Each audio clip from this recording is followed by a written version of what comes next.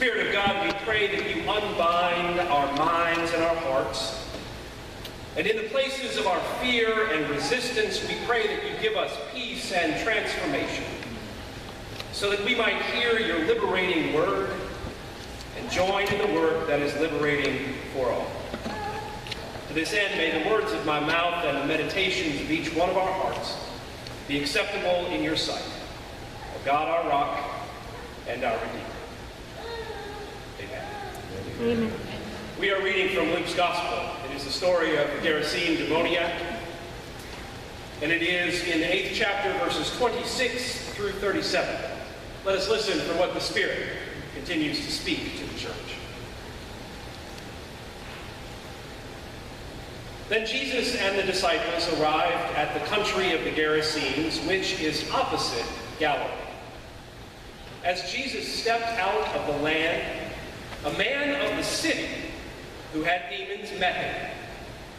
For a long time, he had worn no clothes, and he did not live in a house, but in the tombs. When he saw Jesus, he fell down before him and shouted at the top of his voice, "What have you to do with me, Jesus, Son of the Most High God? I beg you, do not torment me." For Jesus had commanded the unclean spirits to come out of the man. For many times it had seized him. He was kept under guard and bound with chains and shackles, but he would break the bonds and be driven by the demon into the wilds. Jesus then asked him, "What is your name?" And he said, "Legion," for many demons had entered him. They begged him not to order them to go back into the abyss. But now, there on the hillside, a large herd of swine was feeding, and the demons begged Jesus to let them enter these, so he gave them permission. And then the demons came out of the man and entered the swine, and the herd rushed down the steep bank into the lake and was drowned. When the swineherd saw what had happened, they ran off and told it in the city and in the country. And then the people came out to see what had happened. And when they came to Jesus, they found the man from whom the demons had gone sitting at the feet of Jesus, clothed and in his right mind. They were afraid. Those who had seen it told them how one who had been possessed by a demon had been healed. And then all the people of the surrounding country of the Gerasenes asked Jesus to leave them, for they were seized with great fear. So he got into the boat and returned. The man from whom the demons had gone begged that he might join with Jesus, but Jesus sent him away, saying, "Return to your home and declare how much God has done for you." So he went away, proclaiming throughout the city how much Jesus had done for him. This is the word of the Lord. Thanks be to God. It is a tale as old as time that the powers and principalities of this world do not like it when borders and boundaries are crossed. That's especially true if there is threat that real substantive change may come with it. It's all right to visit, but don't mess with the way things are. All right. This week we have seen children, the well-being of children, sacrificed upon the altar of law and order. And our holy scriptures were used to justify it all. And Facebook was awash in horror. But the truth is that we really shouldn't be all that surprised. It's been going on a long time in various forms. It should outrage us. It should move us to action, but it should not shock us. This is because we have a very long history of doing this very thing in the name of Jesus. All right. So we should be upset. And we should act, and we should work for its change, but we have to please stop being shocked. All right. Given the events of the week, I considered starting from scratch, picking a new scripture, talking about Exodus or how Pharaoh and Herod might have been a big fan of separating children from parents because it's the law. But frankly, that's low-hanging fruit. I could have said something about how Jesus was a political refugee in Egypt as a young child, but yet again, that's kind of obvious, even if it is not for some of our sisters and brothers. So instead, I want to point out something regarding the encounter of the man and the Gerasenes. Something about what was really going on in this border crossing that may speak to us today. All right. Now, why I didn't read the passage immediately prior, we kind of have to go back, because then they arrive kind of begs the question, from what? It takes us back to the previous passage to remember that when Jesus and the disciples crossed the Sea of Galilee, the powers, the primordial powers of the world whip up a storm to keep them from crossing.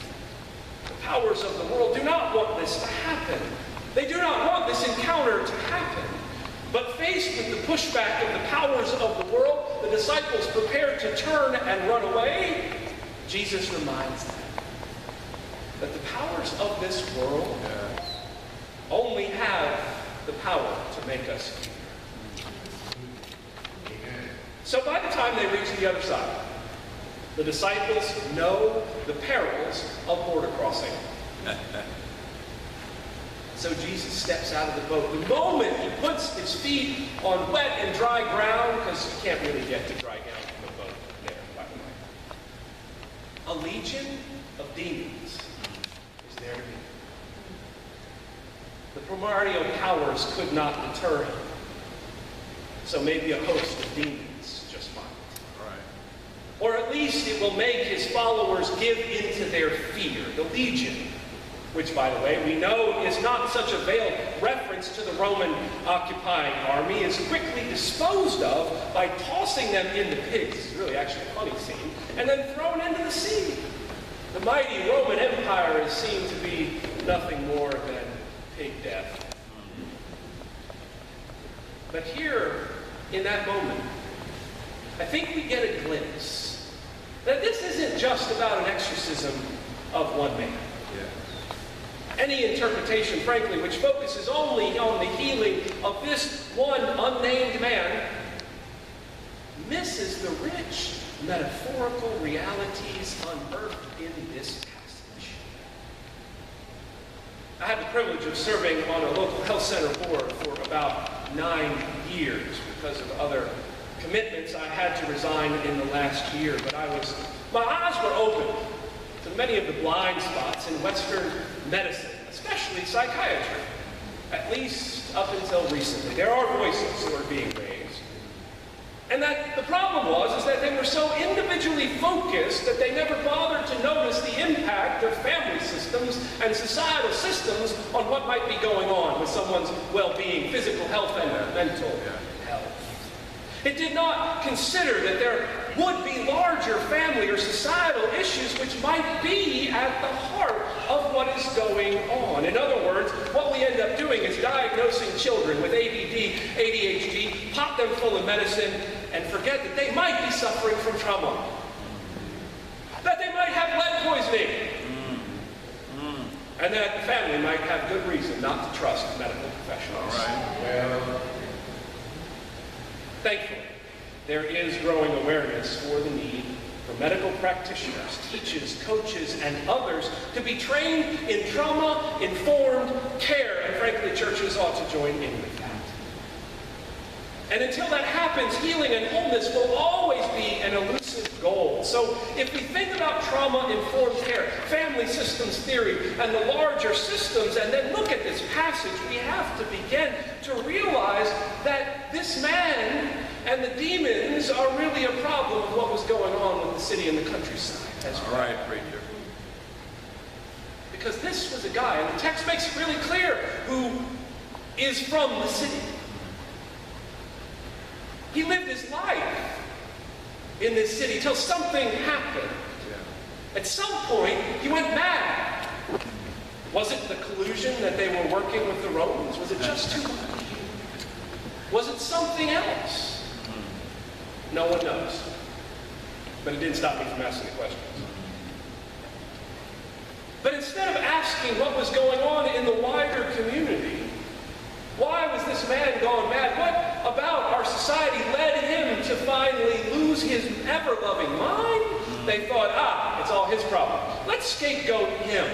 All of our problems, in fact, are his problems, and we are doing just fine. Yeah.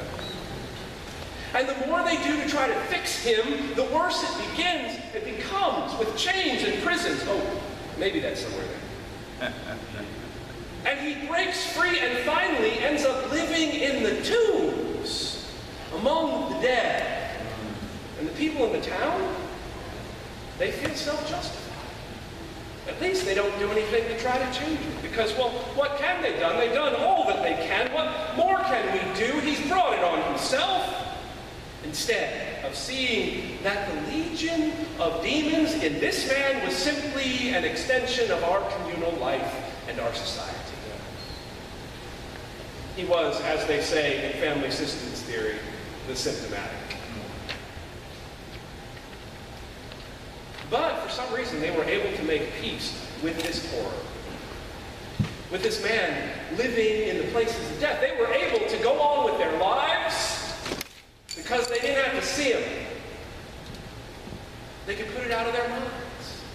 They could make up stories and stereotypes about who he was and why he's justified living over there and why we're justified living over here. Still talking about the text, by the way. But now I'm not. It was like putting people in camps or ghettos, or just the other side of the street, or the other side of the tracks. Yeah. And it keeps us from seeing the reality that we are part of. The living death of one of their own, of one of our own, no longer matters because we simply can't see it. Things haven't gotten worse, they're just getting filmed. Will Smith, I think, said, among others. But today, in the land of the Gerasenes, it was different. The people decide to come out and see what's been going on all this time. It was not just curiosity, though. They weren't probably all that concerned with him, because the truth is they probably came out because their economic way of life had been interrupted. They lost the pigs. They were making money selling those pigs to the city of Tiberias to the Romans. Amen. If the man had gotten healthy and the pigs had lived, my guess is no one would have noticed except the followers of Jesus. That's the way it always works. Unless and until the economy comes to a grinding halt or gets deliberately shut down by people in highways and streets, the powers have no reason to care about their suffering, dying neighbors among us. And what they find when they come out is terrifying. They're afraid when they're faced with the healing and wholeness in this man. When they come face to face with the living, loving God who brought life from the places of death, they want him to go away. And it makes me wonder, if we could really bring shalom and peace and healing to our cities and communities, do you really think people would come busting down our doors? I hope. Otherwise I wouldn't be here. But now I want to tell you a little bit about where we are. Some of you probably have already done your research, but I'm going to talk about it anyway. And I'm going to remind the Westminsterites who know it well. Today we worship as we do every Sunday, unless there's ice or snow. And even then sometimes we gather anyway. Right on the edge. Right on the border, the boundary known as the Del Mar Divide. There was a documentary filmed on it. It was all of 4 minutes long.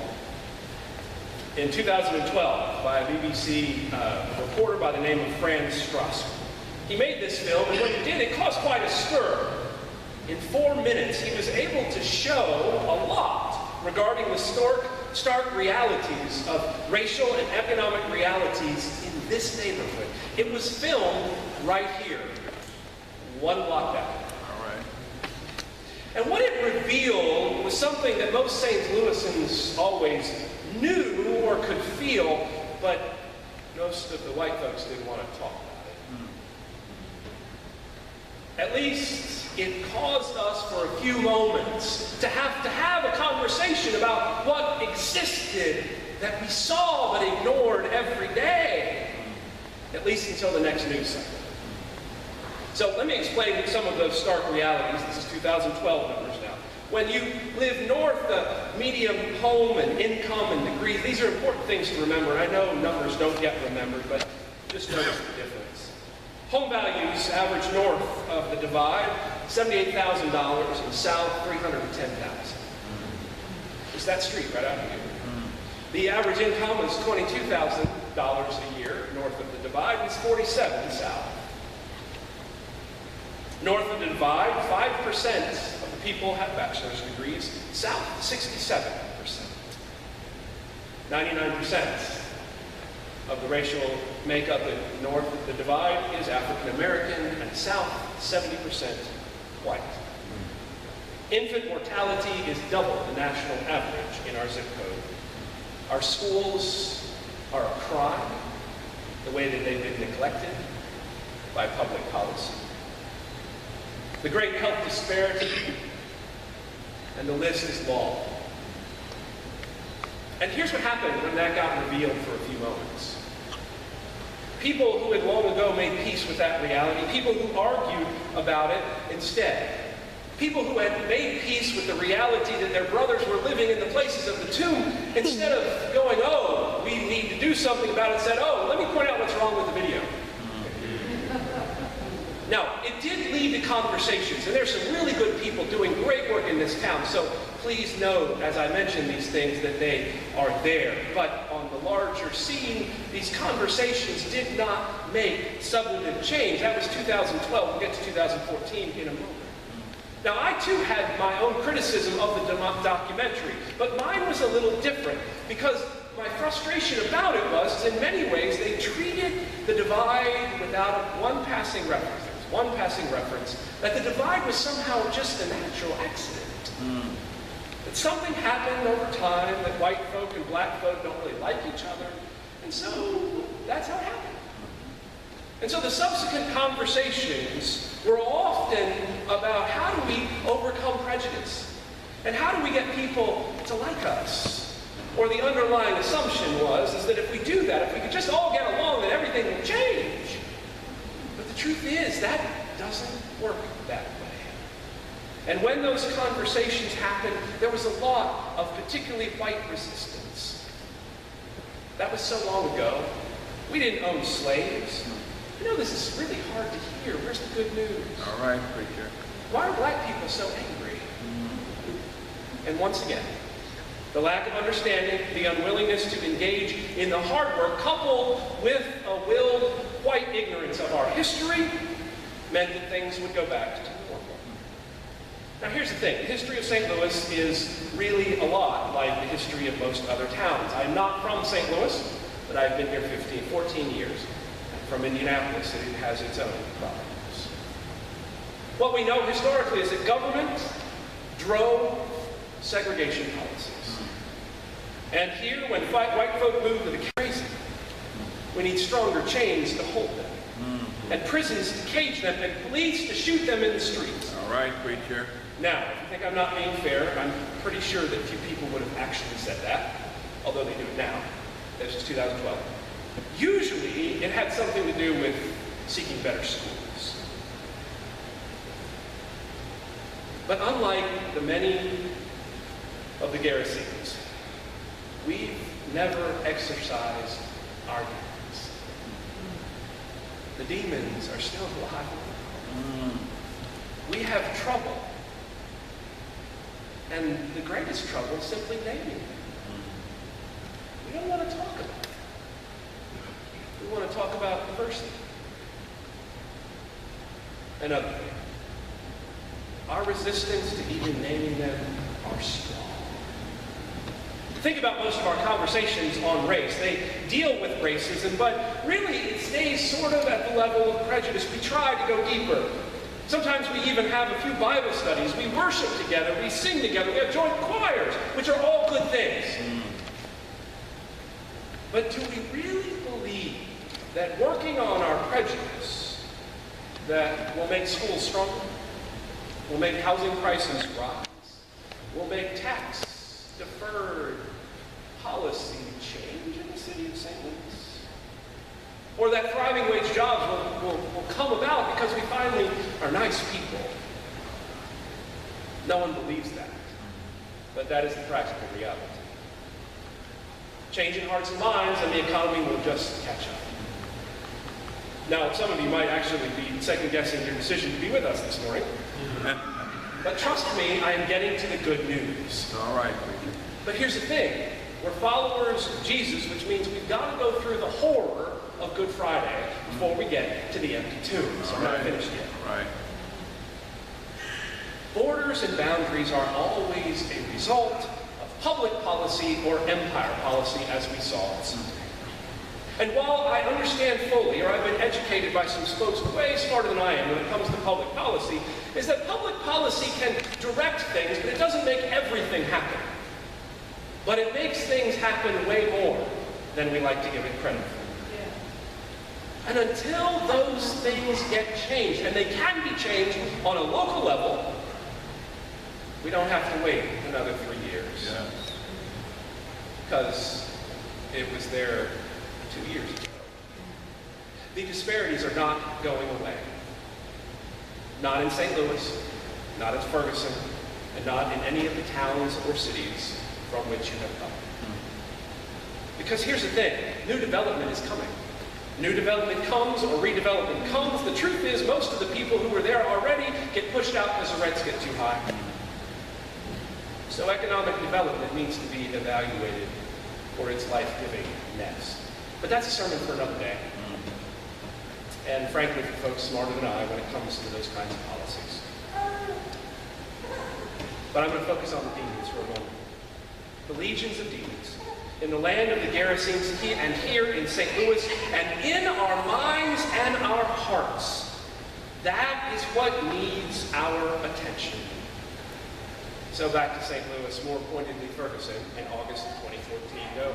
Those of you know that we made the national news when Mike Brown was shot in the streets of Ferguson and left on the ground for 4 hours without doing anything. Hours of protest, weeks of protest, violence, and people wondering, trying to figure out what was going on, what's wrong with St. Louis. But there were some really good folks who went to the ground immediately, and they organized, and they stood with the youth who said, enough. And they made some things happen, because for the first time we had to name our demons again. We've done that before, but we stopped talking about them. But this time they moved, and out of that came what is known as the Ferguson Commission Report. But that would not have happened if people had not taken to the streets that said, enough, stop killing us. Yeah. So I'm thankful for their witness. And I'm thankful for the report because it has led to some powerful things happening to seek to implement longer-term changes. And everyone has a part to play, and I look forward and I hope that changes will be made substantively, but I also know history. And here's the thing. In that report, the conditions that they discussed that led to the disparity and violence were no different than the ones that were lifted up in the Kerner Commission report of 1968 after the violence in our cities, the uprisings and violence. But it goes back further than that. It just took that long for us to listen because W.E.B. Du Bois wrote the early 1900s what the problem was to begin with. But no one wants to listen. The common theme in all of those reports and analyses are this. The times may change, and the cities may change, and the names may change, but the demons are alive and well. And the result is that substantive change is not the goal of the powers that be. Offer a Band-Aid, make people think progress is happening, increase charitable giving, and the truth is those approaches will not work. Now they're important. And I promise good news is on the way. We're almost through Saturday.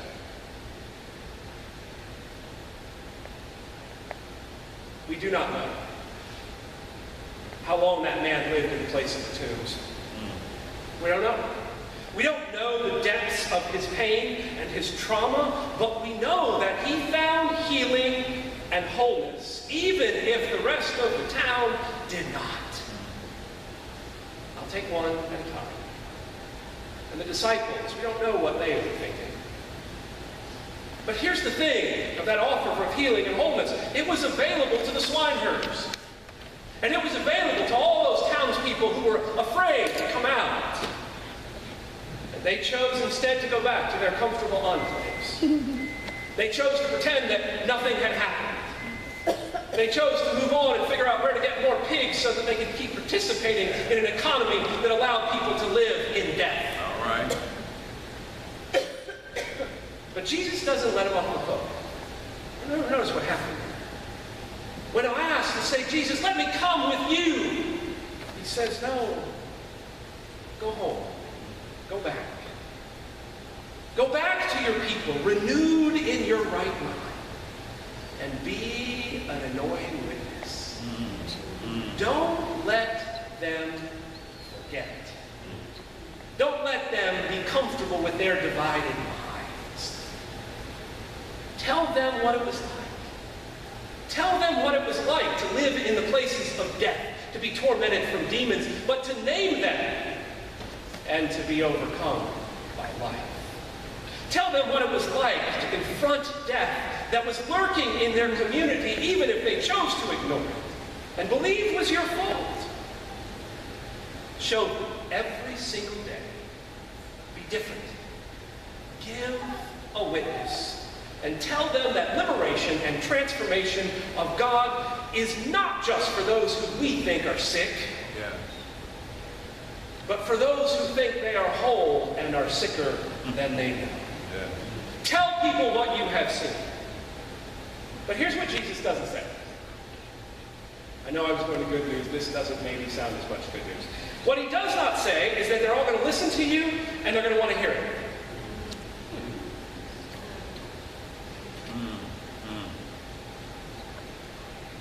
But he tells them to go anyway.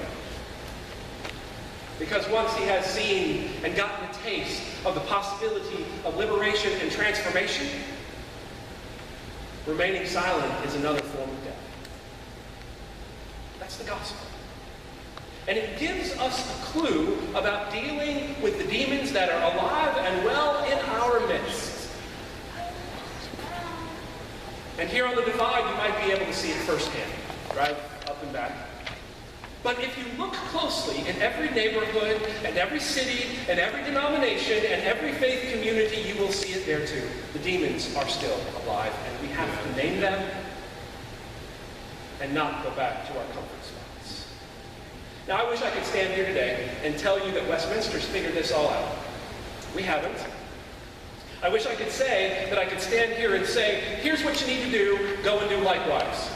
If I did that, you shouldn't trust me. But here's what I will say. I suppose this form of witness, not too much. That we have been at a loss just as much as everyone else. The Sunday morning following the killing of Mike Brown, it was kind of frosty that Sunday. And we had to name some things. We had to get back to the hard work of learning to trust one another. We have been just as lost as everyone else. Because just because we are a multiracial church, just because we are on the books, majority African American congregation, just because we do share power together and we seek to embody welcome and represent the diversity of cultures in our midst, the truth is, if you look closely enough and scratch the surface, we fall short in many ways. And my members, the members of this congregation will tell you that too.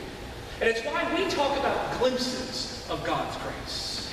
For we cannot expect to exorcise demons in this midst while the demons are alive and well in all the places where we live and work and all. Now here's the good news. I know you've been waiting a long time for this. Jesus has the power to quickly toss aside the demons with little trouble. He just does it. In fact, in that moment of the text, he doesn't spend much time with there at all. He just does it. It's gone. But we do. Because we have such a trouble even naming them. But we need to name them. And we need to wrestle them over time. And if we do, it can also lead us to a place of the tombs, to the places of despair. And if we fall into despair, well, that is not the way of us. It is not our disciple. Despair is not the way of those who know the tomb was empty. And it still is.